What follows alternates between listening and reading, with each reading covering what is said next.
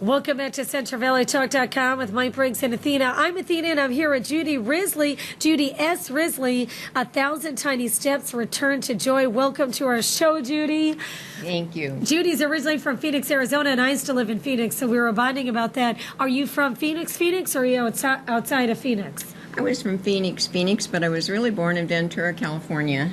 Transplanted over to Phoenix, so. So you are a Californian. I am a native Californian, one of those rare animals. What made you move to do you live in Fresno now? I do. We moved to Fresno because my husband grew up in Reedley. Oh, okay, so that's how that happened, because you mentioned San Diego. Right. We moved across the country with his job, and when we retired, in '99, we decided that we wanted to move to a small town environment rather than back to San Diego because they're just mobbed. You can't get any place anymore. I know. Yeah. Fresno's kind of looking like that recently. I don't know why. I feel like there's a lot of traffic and stuff going on. But do you live in Reedley now? No, we live in Coarsegold up on the mountain. Nice. Yes. You know, Mike and I have been interviewing a lot of people from Coarsegold. What a great community. Tell us about Return to Joy, 1,000 Tiny Steps. I was reading a little bit on the back of it. Is this about you having kids or your mother during World War II? My mother during World War II had me, in 1943.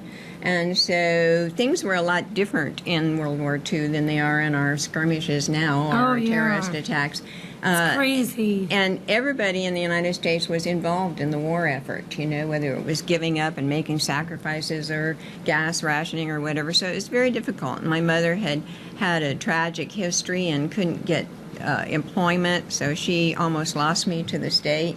But she said she fought like a tiger for me, and I'm really glad she did. Yeah, because you are here. Yes, I am here, and I am me. I'm finally me. That is awesome. So then why was she struggling financially while your dad was fighting? Oh, you know what I mean? Was your dad fighting for the country and she was back here? Or? My dad deserted her the day he found out she was pregnant. So this isn't about the military. This is during World War II times with your mom raising you. And back in the day, like even in the 70s, I was born in the 70s and my parents got a divorce in 1980 where divorces were barely unheard of. Right. But for a woman to be single in the 40s was rare. Yes, she did. Or the husband would die at war. The husband wouldn't desert. Wow, that's a different story. It is. It's a different story. How did she do that? She said she fought like a tiger, and she did. Yeah. Unfortunately, she had to leave me with a lot of strangers, and that's where I was sexually and physically abused and received a lot of programming. Did she live with the babysitters or different families? Different families. Okay. And different things happened, and sometimes she wouldn't see me for a month, and so there was a long time where things happened that she wasn't aware of. But, as Maya Angelou said, if we knew better, we would have done better. Yep. And we all have made mistakes, and we all get over it. But it wasn't until I was about 65 that I realized every time I opened my mouth, somebody else's thoughts came out. And I started thinking about that, and I'd go home and I'd wrestle with that fact. Why did I say that? Where did that come from? That's not how I feel in my heart about anything, but I still would say it. And I suddenly realized I was programmed. I was living in the box in which I had been raised. And so I thought, I'm going to find myself if it's the last thing I do. So I signed up for an online psychology course with 30 counselors and studied with them and found myself through meditation and through, fortunately, doing some inner child work, which I had heard of but never taken part in. Yeah. And, of course, my little girl was screaming, why didn't you take care of me?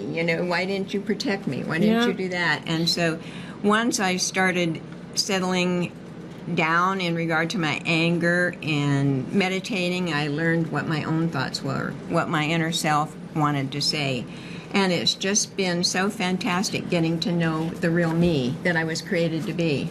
And it's just been such an experience that every moment now is a joyful moment. And there's just so many things that are happening in my life that never would have happened had all of these events not happened. And so I really appreciate my life to date and the fact that it's brought me to this point. And this book and this experience. No, I think it's really cool. I mean, you've come from some tough times. Was your mom working, and that's how you ended up growing up with other families? She was working? Well, her story, and I'll give it to you in a nutshell. She was 18 in Oregon, got married. Her husband was a logger. He was killed after 6 months. She had a little 3-year-old girl. The little girl was killed in a train wreck 6 months later. Her father died 6 months later, and she left California, or left Oregon to come to California to get away from all those memories and thoughts. Yes. She met my dad, got pregnant, he left her. So her life was really a tragic life. But in that train wreck, her back, many bones in her back were broken, and she was injured severely. So she just was not physically able to work. Wow. And so she found some people in Ojai, California that owned a market, and they hired her to sell popcorn in front of their store. But her story was victorious too. You know how she ended up World War II?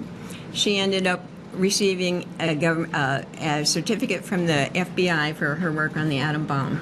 And so, I mean, she went from tragedy to victory. Yes. And she taught me never to give up, never to quit, always to go for who I need to be.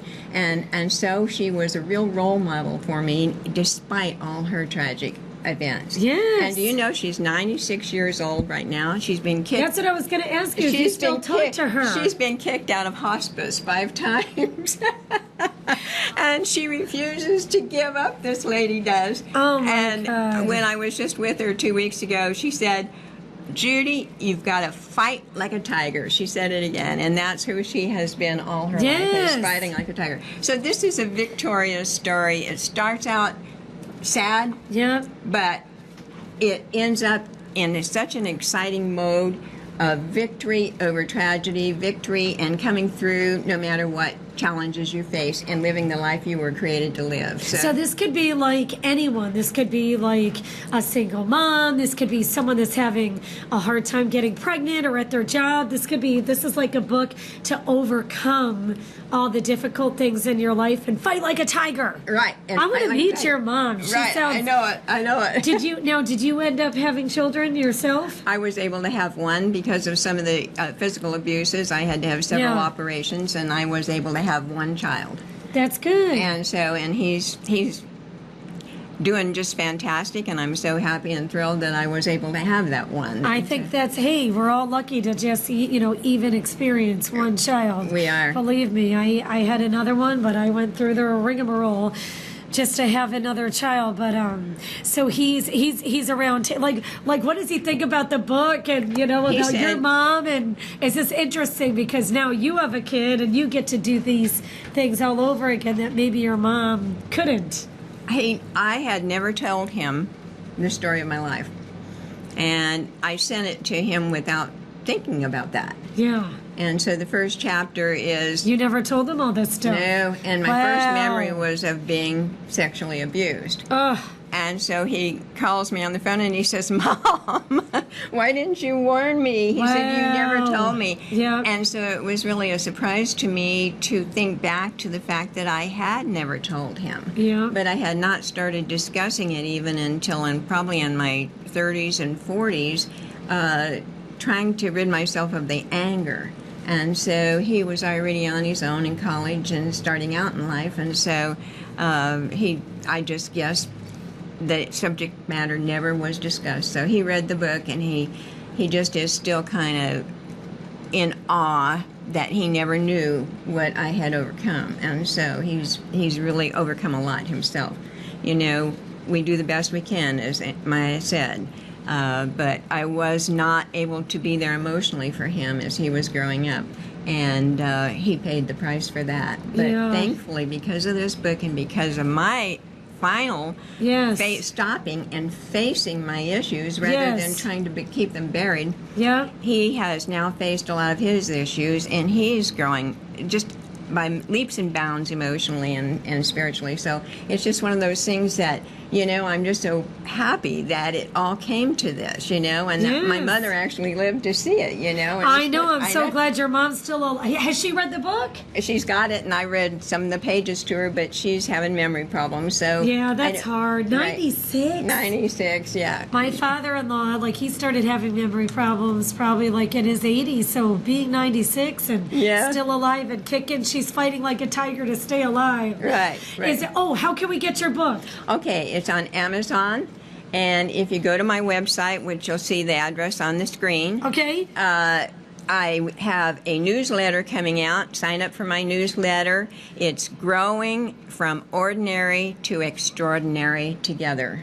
Is the Awesome. newsletter, and that will have my schedule. The one place that you can get the book is at Branches Books and Gifts in Oakhurst. Okay. And I'm making arrangements to have it placed in other stores. So if you get on my website and sign up for the newsletter, you'll be able to see my speaking engagements and where the Cool. book is going to be for book So signings. you have some coming up, Right. book signings, and when's the next one? When's the one do you have one this weekend or next weekend? Well, no, or- I'm trying to get one before Christmas, but Okay. there's one definitely February 11th. I thought that was a good date that I chose because Okay. return to joy, return to love. you Yeah, know? I love it for Valentine's Day. Right. Judy, you are awesome. You fight like a tiger, and I think anyone can overcome obstacles. You know what I mean? Especially if they read your book, Return to Joy: 1,000 Tiny Steps. I love it. Is there anything that we're forgetting, Judy, before we let you go about the book or where to find it or anything? No, the only thing that I would like to say about the book, to sum it up, is it really is not just for people trying to overcome, because, as I said, if we know better, we do better. And I think that this is a book to show parents, even new mothers, what to do or what not to do to Right. love their children and not try to get them to live in a box. We're so prone, as Wayne Dyer says, to birth geniuses and dumb them down immediately by Yeah. making them live within a box. And That's so true. I love the saying, I want to live my life as if there is no box. I love it. Yes. I totally agree with you. All right, check out the book, Return to Joy: 1,000 Tiny Steps. The website is right there in front of us. Give us the website again if you know it by heart. JudyRisley.com. www.judyrisley.com. That's awesome. I admire you, Judy. Thank you. Thank All you. right, well, coming up next, so I think I might vote today about legalizing marijuana, yes or no. Our friend Ms. Castro is going to tell us how to do it. Coming up next, CentralValleyTalk.com. Once again, Judy Risley, everybody. Woo! Thank you, Athena. Buy her book, Return to Joy. Thank you.